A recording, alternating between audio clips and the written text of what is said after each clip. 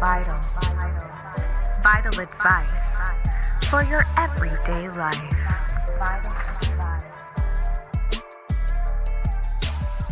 Welcome back. Today, I'm going to be addressing anxiety, my favorite best friend, my constant companion.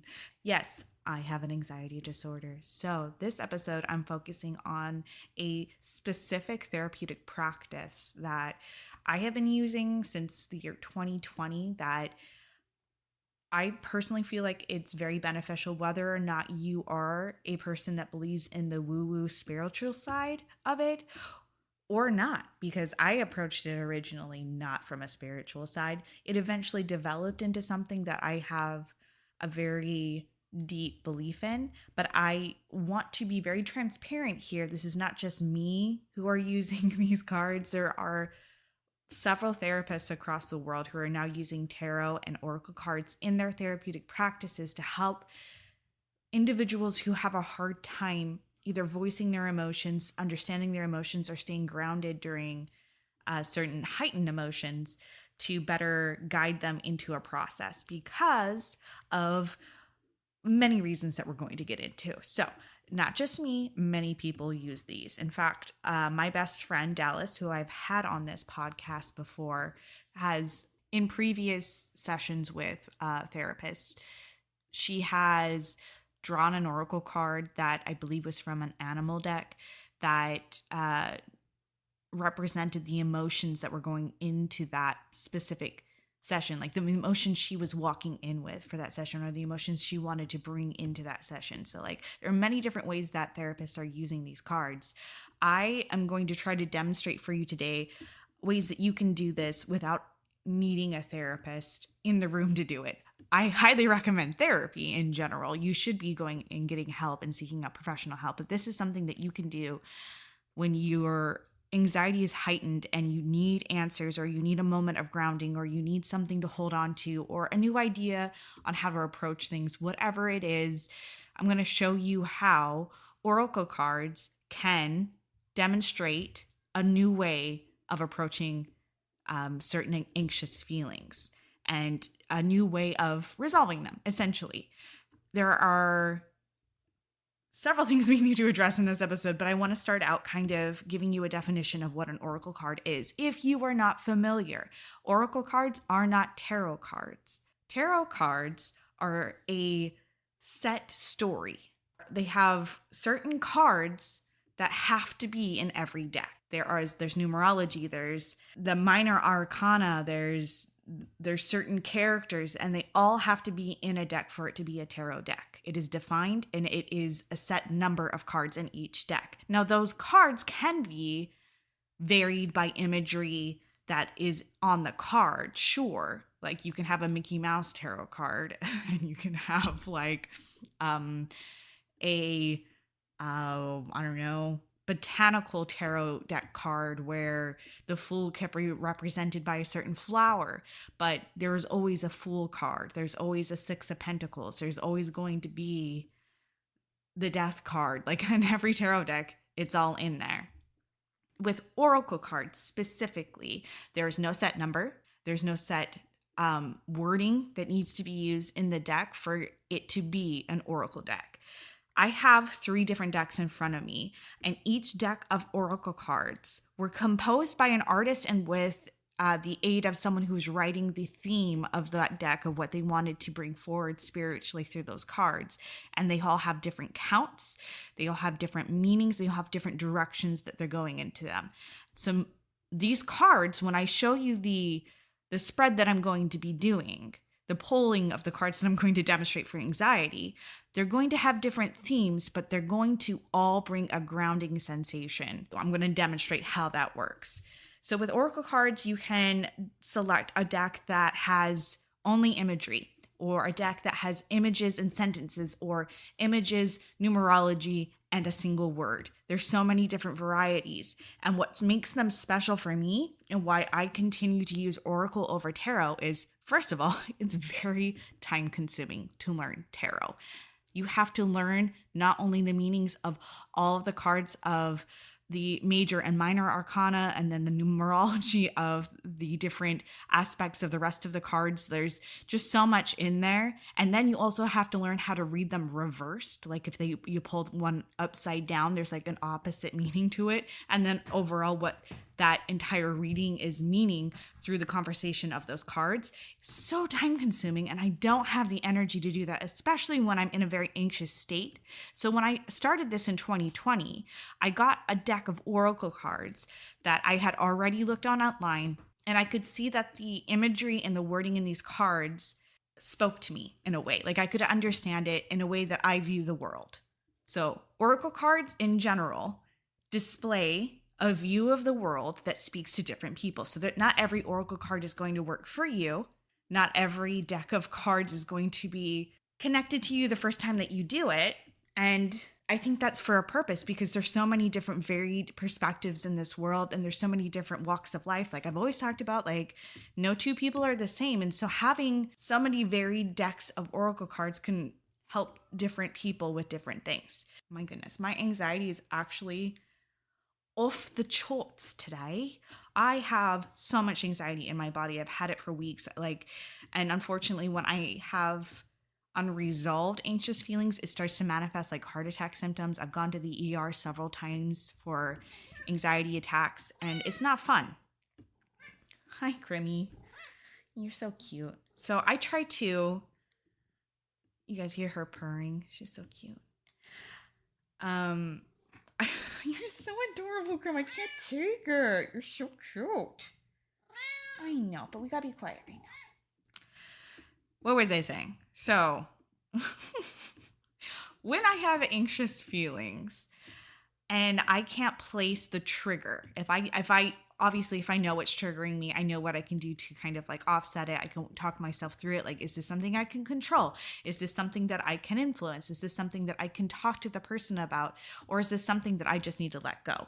Like, that's a conversation I can have with myself if I know where my anxiety is coming from. But if I really don't know, or which is, I feel like more common with people with anxiety, very relatable, I might add, is the feeling of, I think it's this, but what if it's this? Or I think this is the way to resolve this situation, but what if it's not? And what if I'm self-sabotaging? Or what if I need to speak up more? Like all those what ifs that are attached to whatever trigger you're having in your anxiety. That is the moment when you should be going to your oracle cards, the ones that you feel the most connected to specifically. I have one deck that when my anxiety is so bad, I'm like, yep, got to do that one. But I have two other decks that I'm trying to learn, because I have learned through my research that sometimes you can mix decks of oracle cards, and that can like vary the type of reading that you get and have more options to like help you view the world differently in a controlled way, which is another benefit of oracle cards, honestly, is the fact that when you're in that state of what if, and I don't know, I'm not sure, and all these questions and jumbled thoughts in your head, having these imagery and words placed before you in like context of the question that you have or the issues that you're trying to resolve is so grounding. It presents either a new way of looking at it, because our brain works with images and works with patterns and looks for answers to things. Having the images and the words before you can either spark a new way of looking at it or inspire you to find an answer that maybe you were ignoring, or even just make a decision. Sometimes in decision-making anxiety, it's like flipping a coin. Like when you flip a coin and it lands on tails, you realize you really wanted tails or you wanted heads. Like the actual action of flipping the coin just helps you make the decision. It's kind of like that. It's also kind of like the ink blot idea in like old therapy sessions, the black and white papers where there's like Freud sitting at the table, like takes the paper and is like, what do you see? And you're like, well, I see my death. Like that kind of like imagery, not like that. We're not going to go that way. No, like these cards are not going to predict your death. Don't ask those cards that, because that's just a whole other anxious thought that you don't need to be having. That's something you need to talk to your therapist about. What you actually are doing is you're looking at the images, and like the ink blots will spark an idea or give you an image in your head, it takes you out of your body and gives it to the cards. You're giving the question to the cards, and you can look at it from a spiritual way of like you're asking your ancestors, or you're asking the deity that you worship or deity you're working with if you are a person who is into more like pagan practices. There are ways of taking it out of your body and putting it onto the card, even if you are an atheist and have no spiritual leanings. Putting it on the card and just being like, hey, what is this feeling? Takes the anxiety out of you and puts it somewhere else. You can look from a grounded perspective and find a better way of approaching it from that moment on. And I'm going to show you how this kind of can work no matter what kind of anxiety you have. I'm going to do an anxiety pull from each deck of cards. I'm going to tell you what the deck of cards are representing, and I'm not going to tell you what my question is. What I'm going to do is I'm going to have you ask your own question about your anxiety and see if you can get clarity from these card drawings, regardless of what I've asked. It's kind of like a fun little like play on it. I know that this podcast is not being recorded, but I will have I'll read them off to you, but I will also have the cards on my Instagram laid out in 3 different slides so you can look at the cards. Okay, so like you can either just listen to me or you can go and look and get the images as well and see if like there's something in there that you can learn or spiritually understand. I think we probably at this point should just jump into it, and I'll show you how it works. So I have 3 decks before me. I'm going to first use the deck that is the deck that I use the most. I've used it since 2020, and I understand the imagery more because I've worked with the booklet that comes with it, which is another special thing about Oracle cards is that most of them come with a guide from the person who composed the card deck to kind of guide you on what their intentions were when they put all of the images and the words together and kind of like what they thought would mean in those cards. But you don't have to go by what the guidebook says. You can go by what your intuition is telling you this card means for your specific situation. And that is why I love Oracle cards for anxiety, because you don't have to follow the meaning, whereas you kind of do for tarot. With Oracle cards, you could get a card that shows, like, I'm just going to look at one right now. Let's say I get the card Faith. So it's an image of a woman who she's pregnant and her belly is the world. So her pregnant belly is the earth, and she's laying in space, and the moon, a full moon, is above her. And it's the warm moon, which I believe is June. I think June is the warm moon. And so like it gives, this card deck is called the Queen of the Moon Oracle. And oh my God, I can't speak. Queen of the Moon Oracle. And so it gives seasons, moon phases, and then images and then words associated with it, which is why I love this, because there's so much imagery there that you can interpret. So I get the Faith card, right? Now, I could look up in that booklet what the Faith card was meant to compose and what imagery is supposed to be given to me. But if, like, for example, I was asking about, like, what could I do to resolve my anxiety? And I get the Faith card and I look at it and I'm like, okay, so this woman is laying down and she's relaxing and she's got her belly is pregnant with the world. So there's the weight of the world on her stomach, but she's growing it. But she's not actively doing it. She's just letting it happen. And then the full moon, I understand the full moon to represent like the peak of your goals, right? So like the time of the month where like you have manifested all the way up and now it's like, wow, I've completed it and it's about to wane and go into another phase of my life. So I can look at this as progress, and I can see elements of success and elements of time to like allow myself to just relax before I go into a new phase in my life. Like there's so many different ways depending on what I'm asking, or this card, regardless of the word faith in there, I could look at. Now, if I wanted to apply faith to that, I can think, okay, so like the woman is pregnant and like, but the world is her pregnancy, and I have to have faith in the fact that things will come to fruition because there's a full moon. So like that's the fruition of your goals. So like I have to have faith in the fact that, my works will eventually become a fulfilled world, or however I want to see it that way, that answers how I can now take another step. And that, depending on what I'm needing, it's very vague, but it can have meaning to you depending on what you're asking or what direction you need to go. It doesn't need to be seen as something specifically guided from a spirit unless you ask for a spirit or a deity, or ask for a deity to guide your reading. Like it could just be an image that works with your brain in a psychological way. Okay, so starting off with the Queen of the Moon Oracle. I just keep gabbing on, don't I? And I'm going to shuffle the cards with the intention of my question. And I'm going to try to clear my mind and just have the question in my head as I pull. Now, when I take this card deck, because it's the one I'm most familiar with, I use it on Halloween and I do oracle card readings for people, and they are always like, wow, so fascinating. When I do that, I don't necessarily have to have them touch the deck in order for me to do a reading for them because of this psychological fact. But I can, if I wanted to, I could have them shuffle it and then fan it out and then take cards from it and I do a reading that way. Or I can have them shuffle it and then I take from the top and I just take the top, how many cards I need to, depending on what reading I'm doing. Or I can ask a question with intention for each card, like, where is my anxiety? Pull a card. Like, where is it coming from? Pull a card. How can I resolve it? Pull a card. Like there's different ways that you can approach the shuffling aspect of this. For today, I'm going to do a drawing the way that I do it for people when I'm like in a rush and I don't want to like really dwell on it. And I'm just going to shuffle, pull the top cards and see what it says.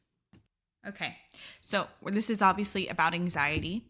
So I'm going to ask the cards, and with my intention, I'm going to use a question format for this that is either going to be show me the path to, or how do I get to, or how do I resolve this. So it's a pathway question, and my question I'm going to keep secret. I want you to compose your own question about your anxiety or something you're having anxiety about specifically with that format. Show me the path to, insert here. How do I get to, insert here. Just pick one. Shuffling. You just shuffle until you feel like you're ready. Now, if cards jump out, you have the option to consider that a jump up from the cards that want to be read, or you can pick them up and put them back in until you're ready. 2, 3, 4, 5, and 6. Okay, this is going to be a 6-card reading. You can put them in order left to right. You could do them in a line top to bottom. I'm just going to do left to right because it's easier for me to do it this way. Okay, the first card that you draw is going to be the card that represents your emotional state. The second card is the energy that is the source of your anxiety. Third card is going to be something like related to why are you feeling this. You can also look at it as kind of like the root cause of your anxiety. Number 4 is something that you need to do better or to grow from in this situation. 5 is going to be something that you can consider like an omen regarding your actions with your anxiety, like kind of like a warning of like, hey, because of your anxious state, this could be a problem. And then number 6, we're going to look at as an action you can take today to be better. Okay, so that is what we got here. So my first card is the masculine. The word is the masculine with the lunar god. And in this card, there is a masculine god without a shirt on, ooh, scandalous, holding 2 scepters with every phase of the moon in between the scepters. So like he is in control of the phases of the moon, and he has a full moon behind him. There are 2 children standing off in the distance behind him holding hands, and there's almost like a lightning type energy form around him coming from the scepters that he is holding that are holding the faces of the men. So that is where the energy, emotional state you're currently in is in this. So I'll get back to that later for myself, but this currently is, I feel, for like the question that I asked represents correctly what I'm feeling currently, a state of wanting to be in control of the phases of my life, or feeling as if I am this God who has control over the phases of my life. I feel like that's pretty accurate for the question I've asked, but that doesn't necessarily mean that's what it is for you. Second card is the word fruition, and it's the harvest moon, also a full moon. In this image, there is a woman wearing a mask, and on top of her head are fully ripened fruits. And there are also some foliage, but it's all ripe foliage, and there are birds and bees flying around her head, and she's slightly smiling. This card represents the source of the anxiety. And I don't feel like from my reading that this fruition is meaning current fruition of anything right now, but more of an anxiety of something not coming to fruition in the future. And doesn't that speak a lot about anxiety? I feel like a lot of anxious thoughts come from a fear of the future, or a fear of something not happening, or a fear of something that will happen. So that to me makes sense that that would be the source of the anxiety, is the fear of something coming to fruition or not coming to fruition. So I feel like that's accurate.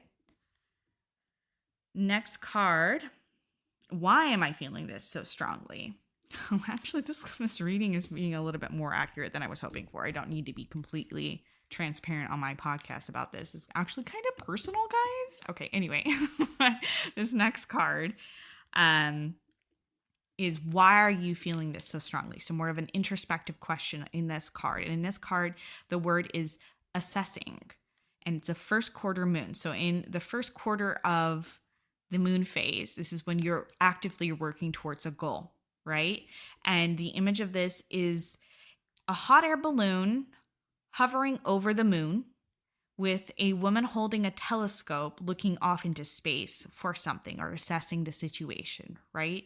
So the imagery for this, I feel like, relates strongly to anxiety, with this constant vigilance that we try to put on our situations. Because if we're constantly looking for an obstacle, or looking for a reason to run, or looking for a reason to stay in something that we shouldn't stay in, that is like the root cause of so much anxiety, is having this hyperfixation or hypervigilance, my God, hypervigilance over things.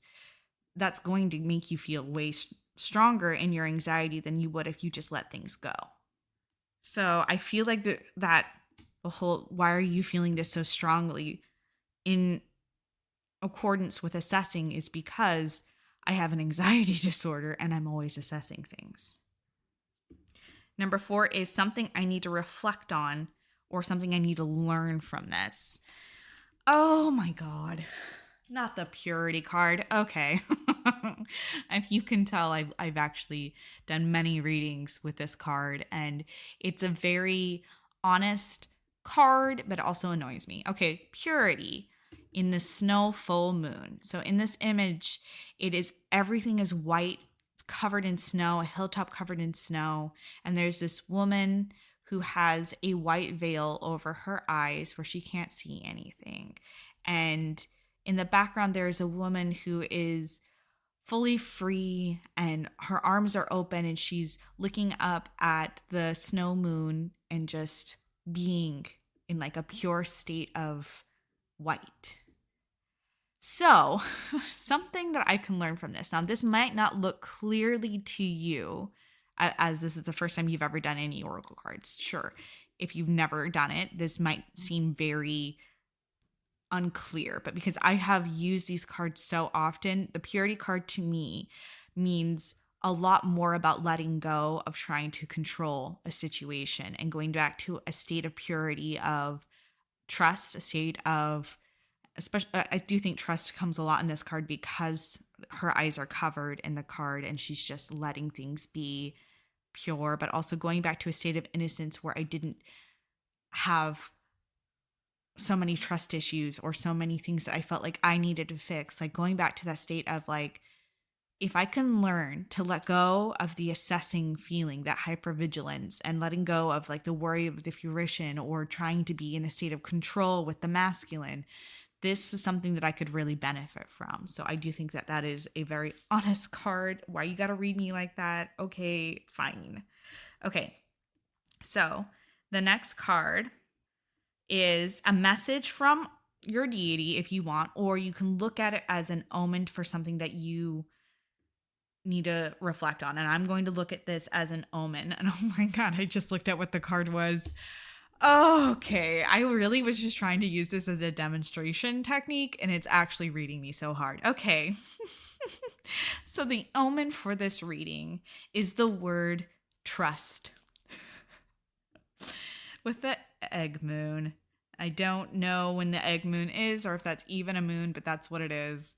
In this card, the image is a young woman who is naked, curled up in the fetal position inside a glass egg. On top of the egg is a nest with a mother goose. Is it a goose? No, it's a duck.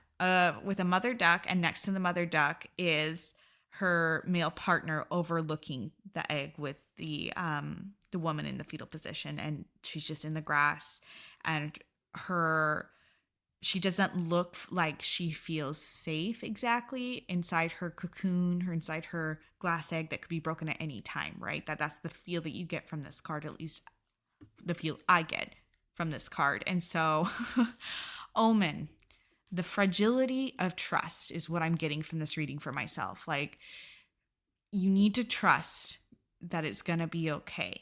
You have to allow people to make choices, and you need to allow yourself to feel like you don't have to control everything. Just trust, just trust. Let go of that masculine and just trust. Oh, this reading. Okay. Last one. A step that you can take to make action towards today of being better. And this card is will, as in to have the will to do something. And this also has every phase of the moon represented around a goddess who is holding what I believe is the sun in her hands, and it almost looks like she's eating it, like it's right in front of her mouth, and the sun in between the faces of the moon, with a waxing gibbous on top of her head. So, and a waxing gibbous is right after the new moon when you've just set a new intention and you're just beginning your efforts. And so like she is holding the sun, which is the source of all light, by starting a new goal. So an action that I can take today. Wait, a waxing gibbous? I thought it was a waxing crescent. A waxing gibbous is right before the full moon. Okay. So allow your goals to then just come to fruition, I guess is the way I could look at that, is believing that with what is within your control is within your control in regards to the sun of your life, but allow things to, have the will to see it through. That's a good way to look at it. Have the will to see it through. Wow. That's a good card reading. Okay. So that's the first card set. I'm going to take a picture of it. You can look at it on my Instagram if you want to see what it looks like. But we're going to now move on to the next deck of cards. Okay. The next deck of card is the second deck of cards that I've ever purchased for myself. I don't feel as strong of a connection to this deck of card as I do to the Queen of the Moon Oracle cards that I just used.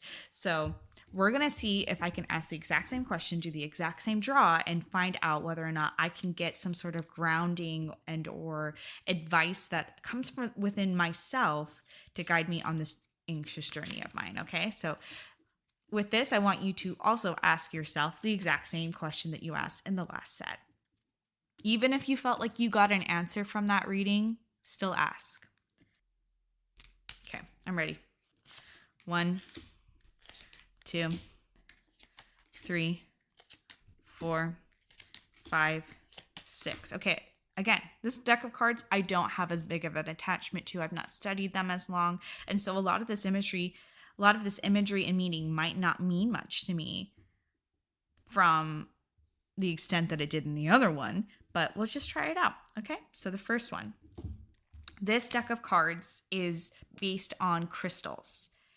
So there's going to be a crystal attached to it and then a word attached to it. So now I have in the first card, which is my current emotional state, is the words transmutation. And it comes with black tourmaline, which is a great protection stone. And it shows black tourmaline. Grim, are you stuck? You bitch. Okay. Black tourmaline as kind of like a root for a fully mature dandelion to where it's at its tough phase, where like you could blow a wish on it. And around the tourmaline are two different magnets, like those old-fashioned magnets. And transmutation is where you take an energy and that has an intended purpose and you switch it into a different purpose. And I can kind of see where that's my current emotional state, which is, why I'm using these oracle cards, is because I'm trying to take an energy, my anxiety, and change it into something more of an action and something more beneficial for me. My therapist has said before, the anxiety needs something to do. When you're feeling a huge anxious rush, you need to give yourself something physical to do in order to get rid of it. And that has always been true, whether it's I go to the gym or I do an oracle card reading or I talk to somebody, I start a craft, whatever it is, do a puzzle. Anxiety needs action. So I feel like the state of transmutation, that's accurate. That's where I'm at. Okay, the second card is, what is the source of my anxiety? This is, okay, so this is blue topaz. And the words for this is be soft and listen. Funny, very funny. Okay, and the imagery, it has a hand.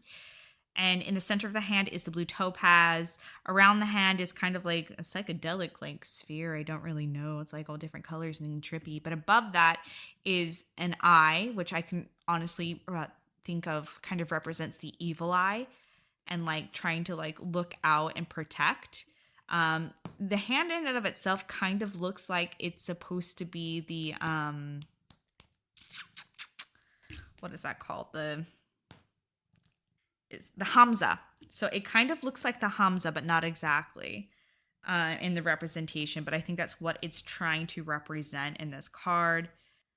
Blue topaz, that crystal is usually associated with loyalty and righteousness. And that's associated with love or with clear sight in like communication. It can also protect truth and forgiveness. Prosperity, good luck, like there's abundance. There's a lot of different meanings, what it means spiritually. So blue topaz, not a lot of meaning towards me, but the fact that it has that evil eye kind of imagery towards me, it's giving me the feeling that what it's trying to say to me is that the energy source for my anxiety has a lot to do with trying to keep evil away and trying to protect myself and like keep an eye out for things that might be coming towards me without good intentions, which I think, with anxiety, we're always on the lookout. That's an accurate card for that. Okay, the third card. Why am I feeling this so strongly? What is the actual root of that anxious feeling? This card says, find your way home. And it's turquoise. And in the image, it has a mama bird over her deck. It has a mama bird over her nest with 3 eggs in the nest and a father bird coming with turquoise in his mouth to the nest with the sun in the center of the card. So imagery in this, find your way home.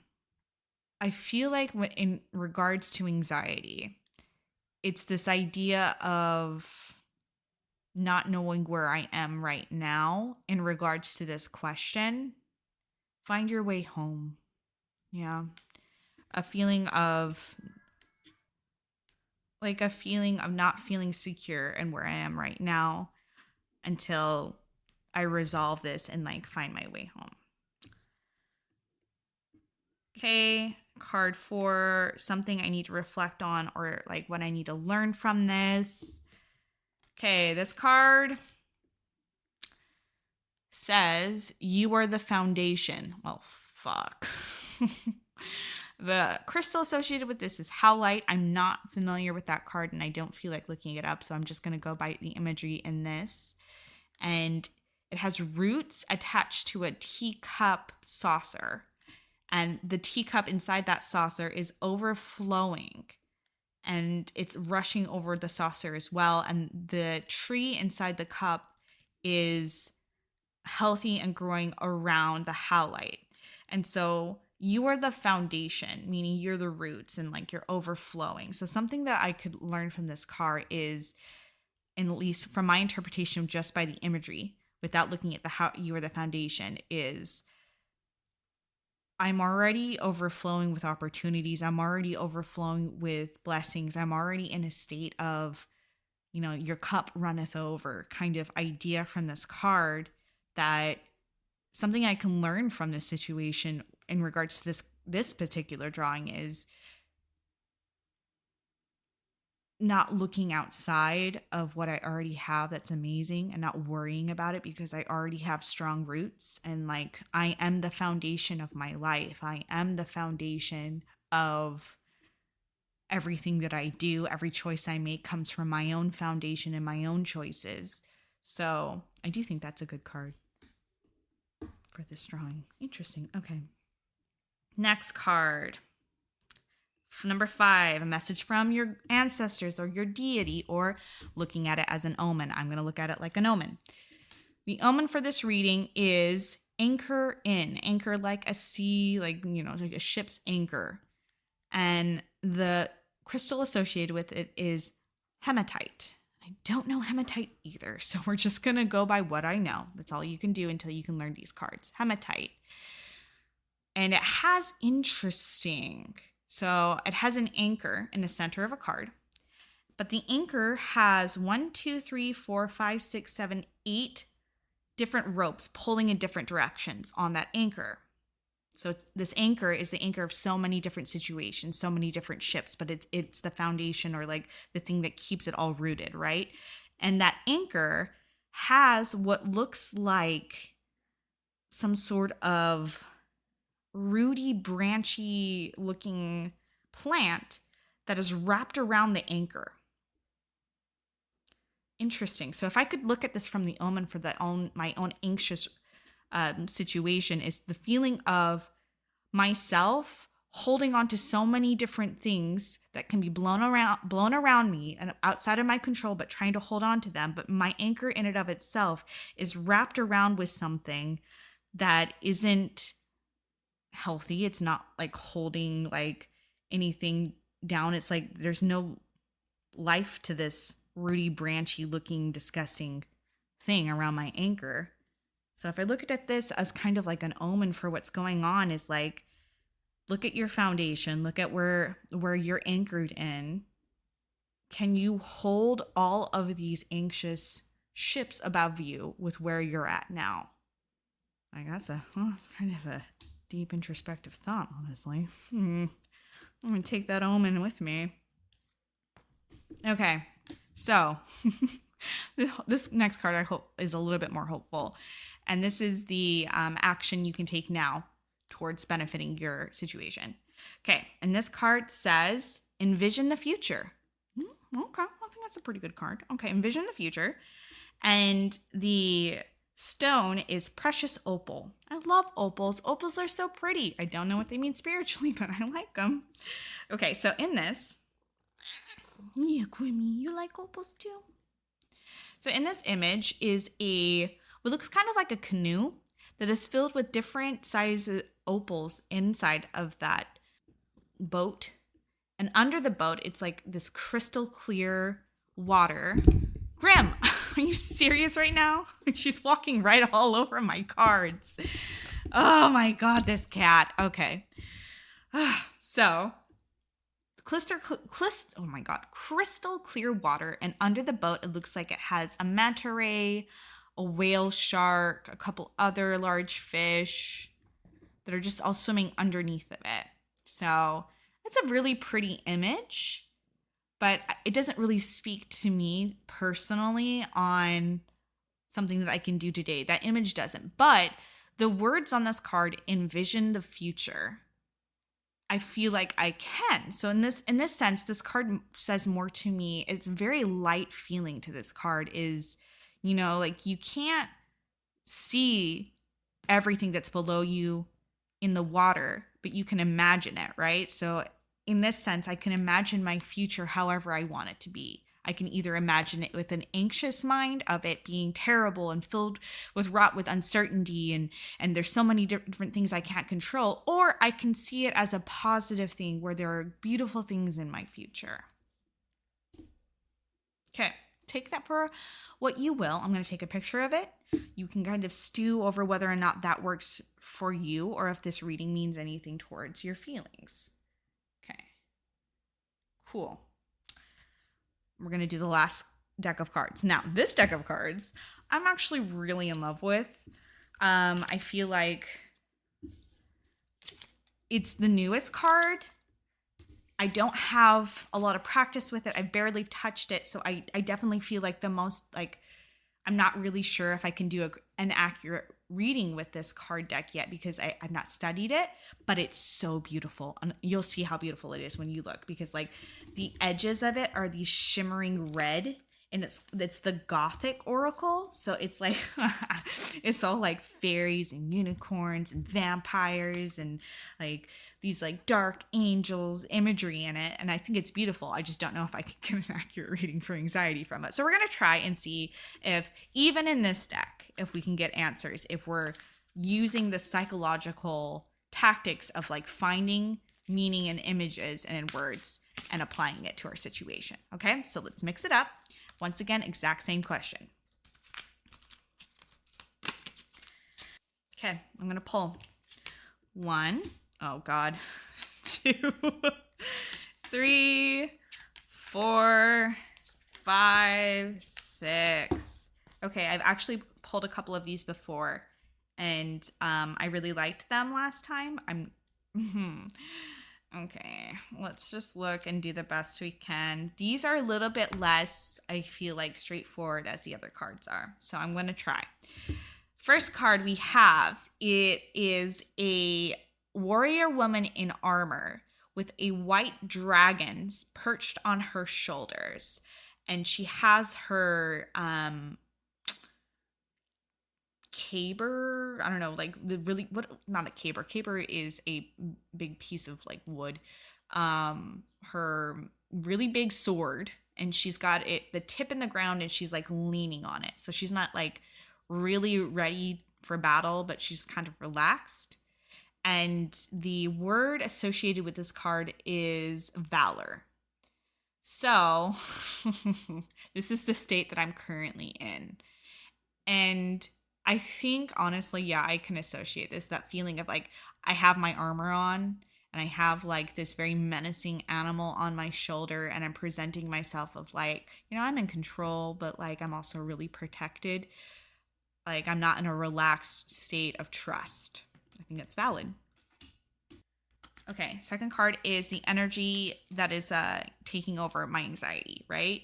And that is the Wheel of the Year. Okay, so the Wheel of the Year in pagan tradition like follows the different pagan holidays. And so like on here you have Yule, you have Samhain, you have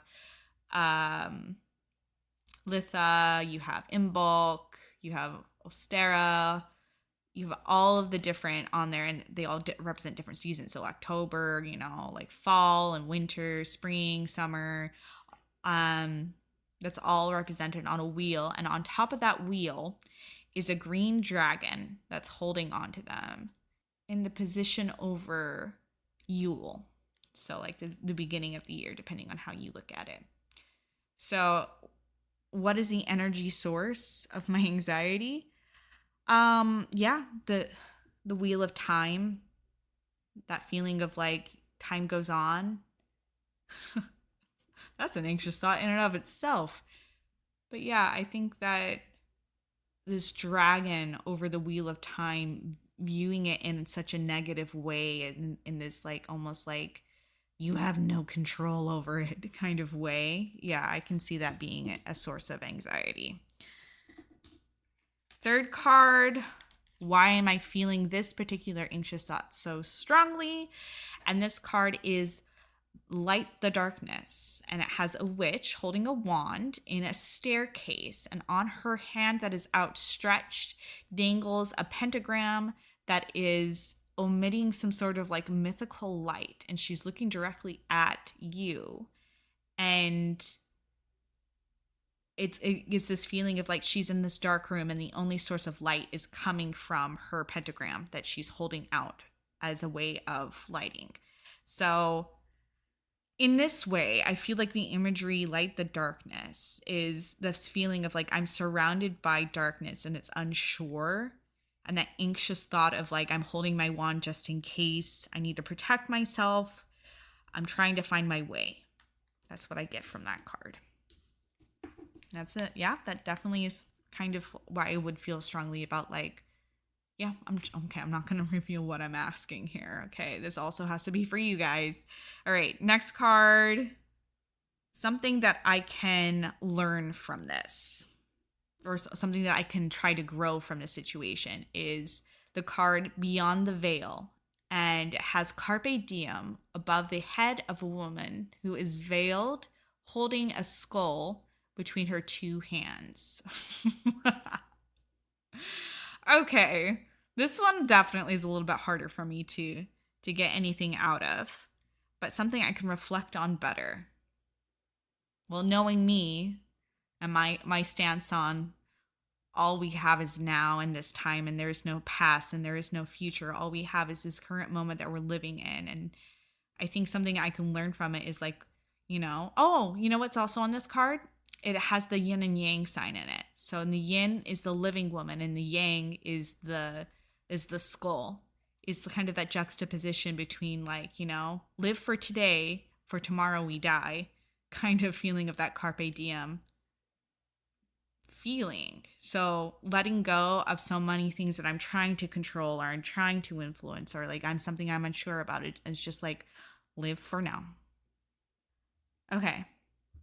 The Omen card, dun dun dun. Or if you want to look at it, a message from your ancestors, your god, or just like, something, an omen of something. Okay. And this is Fire Dragon. What the hell? Oh, I don't like this card. Okay. This card has 1, 2, 3, 4, 5 dragons. One dragon looks like a mama dragon over 2 eggs that she is like guarding over. 3 baby dragons, and in the sky is another dragon who's shooting fire from his mouth, and there's like volcanoes and fire everywhere. Yeah. This is what a card, right? Okay, Fire Dragon. So this card, in regards to my situation, the card that I pulled isn't really attached to the feeling, but the feeling that I get from this is that feeling of destruction, a feeling of overprotectiveness of the dragon babies destroying things around me. And I think I am also the dragon as well as the babies, and like being overprotective and being somewhat self-sabotaging could be an issue here. That's what I get from that card without doing any research on what the actual intention behind that card means. I actually should look and see if I was right on like what the intention is behind that. That'd be interesting. Okay, so last card is something that I can do today to do better, an action, if you will. And that is the Black Unicorn. Oh, wow. Okay, so in this card, there is a black unicorn that's raised up on its hind legs in a purple valley with a purple sky. And around the unicorn's horn, it looks like it is emitting some sort of magical energy out. And it looks very free and powerful and the source of like purity, right? So the black unicorn, I don't know, I feel like unicorns in and of itself are these mythical creatures that are free and pure and don't have a lot to worry about. But a black unicorn almost is like the black sheep of the unicorn. So like my interpretation of this, if I can apply it to my situation, is not denying the fact that I am this powerful being and that I do have control, but allowing it to be a natural process and to be able to allow myself to be my own mythical creature within my realm without feeling like I need to be in control of anything. Just be in existence of the world. Okay, so that's my reading and my interpretation of these cards. Now, none of these cards, as you can tell, were the same. None of the readings or the cards that I pulled really had anything to do with any other card. But I feel like the feeling that my brain put in association to these cards was almost identical because I, as the person in control of my body and my emotions, know what I need to do. The cards just gave me images to use to answer my own question. So that's why I think these are a great tool to use during your very anxious episodes. You can find a grounding moment and take your fear and your uncertainty and transmute it into intuition and action instead. So that's why I love Oracle cards. This is my advice to you. Find a creative way to get answers. I personally love Oracle cards to do that. I've done that with so many different people, even skeptics, and they have found something in the Oracle card readings that have answered questions that maybe they were uncertain for. And I don't necessarily think that's because I have some sort of magic ability to do that for them. I think their brain just needed an image and a word to help put two and two together. That's my 2 cents on it. I hope you have a good rest of your day. I'm going to check out now because this is a really long episode for what I normally do. I hope you, you stay present. Remember that 2 realities can exist at once and they're both valid and all feelings should be accepted. Remember to study the brain because as I showed you today, there are so many different ways that you can communicate with your own feelings and with your own imagination. So learning more about it can only help you. And I will see you guys later. Bye guys.